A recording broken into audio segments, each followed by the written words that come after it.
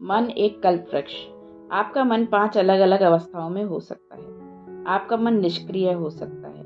इसका मतलब हुआ कि यह बिल्कुल भी सक्रिय नहीं है। यह शुरुआती अवस्था में है।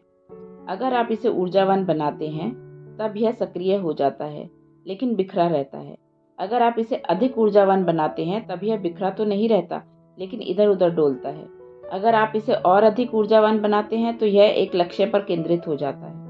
जब आप इसे और भी अधिक ऊर्जावान बनाते हैं, तो यह सचेतन हो जाएगा। और अगर आपका दिमाग सचेतन है, तो यह जादू बन जाता है, एक चमत्कार बन जाता है। तब यह परे जाने के लिए एक सेतु बन जाता है। निष्क्रिय मन कोई समस्या नहीं है। एक ऐसा इंसान जो सरल मन वाला है, जिसकी बुद्धि कुलबुला नहीं रही, उसे कोई समस्या नहीं है। वह ठीक से खाता है और अच्छे से सोता है। जो लोग बहुत अधिक सोचते हैं, ठीक से खा नहीं सकते और ठीक से सो नहीं सकते। सरल हृदय वाले लोग दुनिया के तथाकथित बुद्धिजीवियों की तुलना में अपने शरीर के सारे क्रियाकल्प काफी अच्छी तरह से करते हैं। उनके अंदर एक तरह की शांति होती है, क्योंकि खलल और गड़बड़ी पैदा करने के लिए आपको थोड़ी बुद्धिमत्ता की जरूरत होती है। एक निष्क्रिय मन मनुष्य की तुलना में जानवर प्रकृति के अधिक निकट होता है। जिस पल आप थोड़ी ऊर्जा से भरते हैं, मन सक्रिय हो उठता है, लेकिन अक्सर यह बिखरा रहता है। कुछ लोग जब आध्यात्मिक अभ्यास की शुरुआत करते हैं, तो उन्हें मानसिक उत्तेजना के एक नए स्तर का अनुभव होता है। अगर वे अनुकूल वातावरण में नहीं हैं, तो हो सकता है कि वे उसे संभाल ना पाएं। सिस्टम में ऊर्जा के नए स्तर से पैदा हुई मानसिक हलचल को वे खलल समझ सकते हैं। आजकल लोगों के अंदर एक मनोविकार फैल रहा है। उनमें हर नई चीज से डरने की प्रवृत्ति होती है, लेकिन वास्तव में वे बस निष्क्रियता से जीवंतता के बढ़े हुए स्तर की ओर जा रहे हैं। जिन लोगों का मन बहुत बिखरा हुआ है, जब वे आध्यात्मिक अभ्यास शुरू करते हैं, तो वे ऐसी स्थिति में पहुंचते हैं जहां मन का बिखराव कम हो जाता है, लेकिन अब मन डावाडोल हो जाता है। एक दिन वह इधर जाता है, अगले दिन उधर जाता है। हालांकि बिखराव की तुलना में यह काफी बड़ा सुधार है, क्योंकि पहले मन हर पल 10 जगहों पर भटकता था। अगर मन पहले ही डोलने वाला हो और उसे अधिक ऊर्जावान बनाया जाता है, तो मन धीरे धीरे केंद्रित हो जाता है। इसे योग में हम एकनिष्ठ कहते हैं। यह पिछली अवस्था से कहीं ज्यादा अच्छा है, लेकिन मन की उच्चतम अवस्था इसके सचेतन बन जाने की है। यंत्रों की दृष्टि से आपका कंप्यूटर, कार या अंतरिक्ष यान नहीं, बल्कि मानव मन सबसे चमत्कारी चीज है, बशर्ते आप इसे सचेतन होकर इस्तेमाल कर सकें। ऐसा क्यों होता है कि किसी किसी इंसान को सफलता बड़ी आसानी और सहजता से मिल जाती है, जबकि दूसरे के लिए यह संघर्ष बन जाती है? इसका कारण वास्तव में बस इतना है, पहले इंसान ने अपने मन को उस तरह से सोचने के लिए व्यवस्थित कर लिया है जैसे वह चाहता है, जबकि दूसरा अपने ही हित के खिलाफ सोचता है।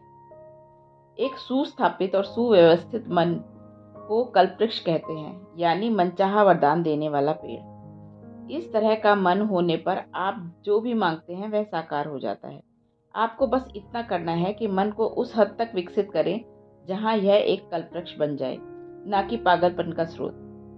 जो मन अपनी चुनी हुई हर चीज को साकार कर सकता है, योग में उसे संयुक्ति की अवस्था कहते हैं।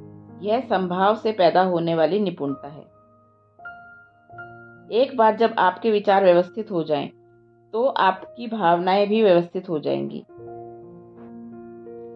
धीरे धीरे आपकी ऊर्जाएं और शरीर भी उसी दिशा में व्यवस्थित हो जाते हैं। हालांकि इन आयामों को आप जिस क्रम में संभालते हैं वह अलग हो जाता है। यह इस पर निर्भर करता है कि आप किसके लिए तैयार हैं। आपकी वास्तविकताओं के संदर्भ में अधिकतर लोग किसी भी तरह की व्यवस्था के लिए तब तक तैयार नहीं होते, जब तक कि उन्हें इसके बारे में बौद्धिक स्तर पर यकीन न हो जाए। अंततः एक बार जब आपके विचार, भावनाएं, शरीर और ऊर्जाएं एक दिशा में केंद्रित हो जाती हैं, तब आप जो चाहते हैं उसकी रचना और उसे प्रकट करने की आपकी क्षमता अविश्वसनीय होती है। आज आधुनिक विज्ञान ने यह साबित कर दिया है कि संपूर्ण अस्तित्व बस एक ऊर्जा का स्पंदन है और एक अंतहीन कंपन। विचार भी कंपन होते हैं। अगर आप एक शक्तिशाली विचार पैदा करते हैं तो उसे बाहर भेजते हैं, तो वह हमेशा खुद को साकार करेगा। उसके घटित होने के लिए यह जरूरी है कि आप नकारात्मक और आत्मघाती विचारों का सिलसिला पैदा करके अपने विचार को अवरुद्ध और कमजोर न बनाएं। आमतौर पर लोग नकारात्मक विचारों को दूर करने के लिए आस्था का सहारा लेते हैं। एक बार जब आप एक सोचने वाले इंसान बन जाते हैं, जब आपके मन में कहीं ना कहीं संदेह जरूर उठते हैं। आपका मन इस तरह का बना है कि अगर इस पल आपके सामने यहीं पर भगवान ही क्यों न प्रकट हो जाएं, आप उनके सामने समर्पण नहीं करेंगे। इसके बजाय आप इस बात का परीक्षण करना चाहेंगे कि वे सचमुच भगवान हैं भी या नहीं। आस्था का एक विकल्प प्रतिबद्धता है। आप जिसकी वाकई परवाह करते हैं उसे साकार करने के लिए अगर आप उसके प्रति प्रतिबद्ध हो जाते हैं तो एक बार फिर आपके विचार इस तरह से व्यवस्थित हो जाते हैं कि कोई रुकावट नहीं रह जाती।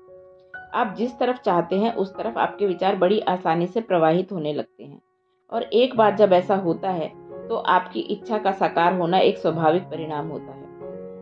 आप जो वाकई हैं उसे सृजित करने के लिए आपकी इच्छा पहले आपके मन में अच्छी तरह से स्पष्ट होनी चाहिए। क्या यह वही चीज है जो आप चाहते हैं? इस बारे में सावधानी से विचार कीजिए। आपने अपने जीवन में कितनी बार सोचा है, मैं यही चाहता हूँ। जिस पल आपने उस चीज को हासिल किया आपको लगा कि यह तो बिल्कुल नहीं थी, तो पहले इसकी खोज कीजिए कि वह क्या है जो आप वाकई चाहते हैं। एक बार जब वह स्पष्ट हो जाती है और आप उसे अपनाने के लिए प्रतिबद्ध हो जाते हैं, तब आप उस दिशा में विचार की एक अनवरत प्रक्रिया पैदा कर देते हैं। जब आप बिना दिशा बदले विचार का स्थिर प्रवाह कायम रखते हैं, तब वह आपके जीवन में एक वास्तविकता की तरह प्रकट हो जाएगा। कुछ यौगिक प्रक्रियाएं ऐसी हैं जिनके द्वारा आप बुद्धिमत्ता के एक दूसरे आयाम को स्पर्श कर सकते हैं, जिसे चित्त कहते हैं। हमने पहले इसके बारे में जिक्र किया है कि यह स्मृति से दूषित नहीं है। चित्त की शक्ति हासिल करने को चित्त शक्ति कहते हैं। यह एक सरल और शक्तिशाली प्रक्रिया है जिसके माध्यम से आप अपने भीतर सृष्टि के ही स्रोत तक पहुंच सकते हैं।